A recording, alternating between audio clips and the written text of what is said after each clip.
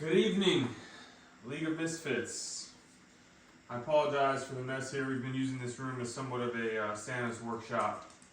Trying to make the magic happen during the holidays here.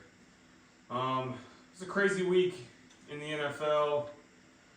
The Panthers again show us that we can win the hard matchups, but the easy ones, forget about it. It's like whenever we're favored in a game, it's like we completely forget what to do. So I really don't understand how we lost to the Saints twice this year. Absolutely gut wrenching watching that game. I really just don't get it. I'm at a loss for words. The Patriots Bills game was pretty crazy too. I'm sure the Pats fans in the first half were like, yeah, 21-0, easy, we're going to sweep the Bills. Nah, Josh Allen. Can't count him out, no matter what. I mean, that dude is just, he's going to find a way to win a game. So that was a crazy game to watch. Sucks for the Pats, but, you guys are in the playoffs regardless. Meanwhile, we're over here fighting for our life. So, this is going to be a quick recap. We only have 4 matchups to go over today because there are 4 teams on bye. 2 of them are the type of bye you want, and the other 2, myself included, are in the type of bye that you don't want in the losers bracket. So you want to get out of that bracket as fast as possible. But we'll still go over the matchups in the losers bracket because to me, I think it still counts. Those guys in the playoffs will say, "Oh, your bracket doesn't matter, losers." But no, I think it still matters. Because you're still. What I love to see here is when we got some lineups here with the full intention to win. So I love seeing that. We'll go over here, the Ghost Riders versus the Mel Gibsons here first. So just to sum up the Ghost Riders season. I mean, just an absolute what you would think on paper as a playoff team, and then just somehow just not able to win enough games, just struggling week in, week out. I mean, Lamar Jackson kind of has been a total bust this year from a draft standpoint. Most people, even in one quarterback leagues, are taking him in the top 3 rounds, I would say, and he's just been a total bust. He's got some bright spots here in his roster. Travis Etienne, Jackson Smith, and Jigba. Lad McConkey, who was thought to be, wide receiver 1, that turned out not to be. I mean, also Brock Bowers. So when you look at this roster, you're like, oh, he should be in the playoffs. No, it didn't happen. But he got a win this week over the Mel Gibsons. Mel Gibson's taking L's left and right. Travis Etienne with 3 receptions for 73 yards and 3 touchdowns. So talk about efficiency. Only ran the ball 12 times for 32 yards, so that's the opposite of efficiency, but got it done 31.5 fantasy points. So absolute stud performance there. DeAndre Swift also got it done with 2 rushing touchdowns. Pretty pedestrian day for JSN, 18 fantasy points. Didn't really have any more good performances on his team other than those just mentioned. But it was enough to get the win. On the other side of the ball, even with Trevion Henderson, just 2 amazing runs, especially that last run in the second half of the Bills-Pats game, where you thought the play was dead and he just switched fields and just took it to the house. He's done that several times this year, so that's good for the Gibsons to have. Moving forward, Puka Nacua, 27.9 fantasy points, great day for him. But again, wasn't enough to get the win, so he moves on. Trevor, I guess the Ghost Riders will take on the Junior DeLucas for the 6th spot, I believe. And Mel Gibsons will move on to face the Hitmen in the 2nd round of the losers bracket. But good match there. Moving on here, we got Drug Dealing Music versus Junior DeLuca. This was a pillow fight. These are the type of scores that my team's been putting up all year. Final score 81-77. Junior DeLuca got the win. Nothing really to be impressed about on these rosters. I guess Dylan played the kicker from the Bengals, who didn't put up any points. I don't know what's going on with the Bengals.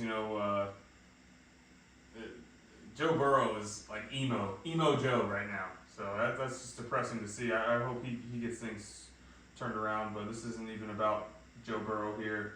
Like I said, really not much to talk about in this matchup.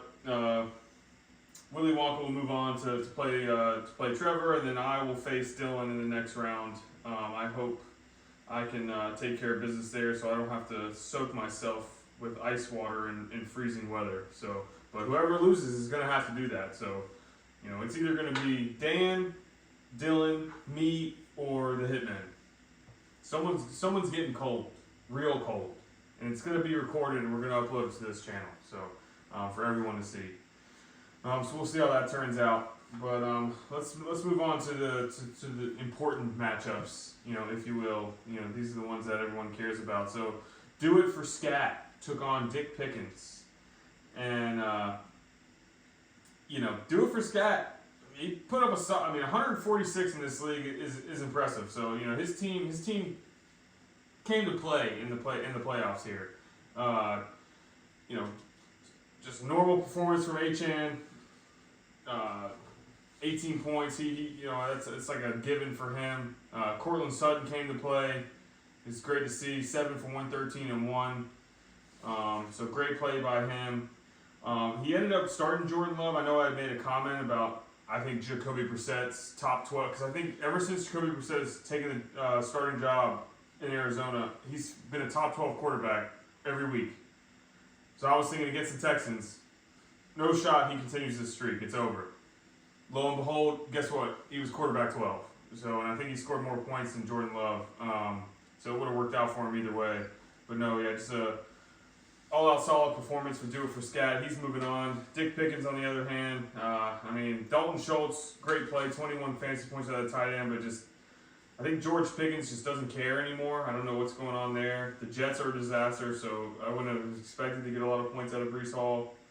And then Dak Prescott, when you needed him most, there's no passing touchdowns out of him. So he was throwing the ball pretty well, 294 yards, but just not enough to get it done for Dick Pickens. So he's out. Do It for Scat's moving on to face the Jabroni beating Jedis in the semifinals. So we'll see how that goes. Good job, John. The team really showed up here. 146 points. That's good to see. Now this is the matchup that really just took the league by storm. Starting on Thursday night, we weren't really sure what was going to happen here. I knew the Misfits Martyrs had a lot of players on the Thursday night game, and me personally, that would frighten me. I'd be like, oh God, I'm putting a lot of eggs in one basket here. What if this game is just a complete dud and none of these guys score points? But that was not the case. Bijan Robinson, 29 fantasy points. And Emeka Egbuka, he only put up 10. I think that was the lowest score on his team. Yeah, it was. And still, your wide receivers, your players can get double digits. You're happy. That was pretty low output, but it didn't matter because holy Kyle Pitts, 11 for 166 and 3. 45.5 fantasy points in PPR format. Holy shit. If you see that on Thursday night in week 1 of the playoffs, there's that meme going around now where you see John Hamm and he's just ooh in the club. That was Tyler on Thursday night. Just absolutely on cloud 9. He broke the scoring record for the league, 199 points. And just no one was beating him. This week, it didn't matter who he was facing; it wouldn't have mattered. Which kind of sucks for the Hertzlocker, who put up, a very respectable score with 150. In this league, 150 that's a good week. He took those punches on Thursday night, and he said it's not over yet. His team gave him a chance. Amon-Ra St. Brown, 41 fantasy points, equals D, great play. Mark Andrews was a total bust. Jalen Hurts, solid quarterback finish, but just was not enough. I mean, like I said, was a great performance, but it didn't matter. 199 points for the Martyrs.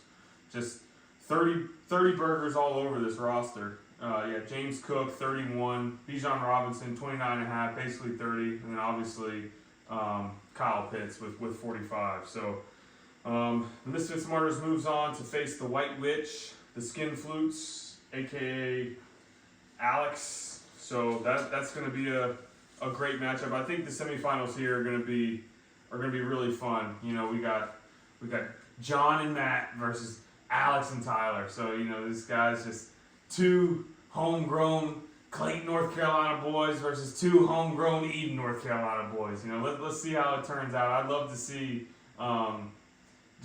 Obviously, I'm rooting for my hometown, the Eden boys. Would love to see them get the win, but you just never know what's going to happen here. So it's going to be exciting.